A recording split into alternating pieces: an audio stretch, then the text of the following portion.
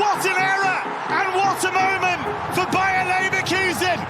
Robert Andrich with the magic moments.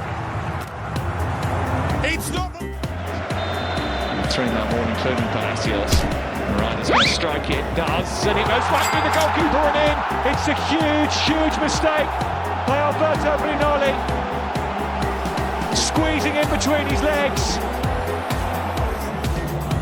And Fabio Reina.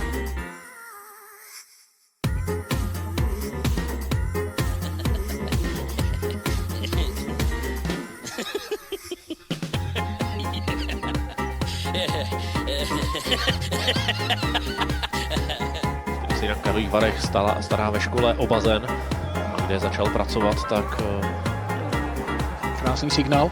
Zajímavě provedený signál. A po něm hlavička Tumy! Karlovy Vary dávají druhý gól a prosazuje se Ludvík Tuma po tom signálu, který si zaslouží ocenění. Takhle to když se hrával Viktor Kažiško. Velice zajímavý signál. Slávě musím říct, nebo tak. Regardez-moi ça. Vous avez jamais vu un but comme ça de vos vies? Un but que Darren aurait pu marquer. Un but que tu aurais pu marquer, Darren. Bien évidemment.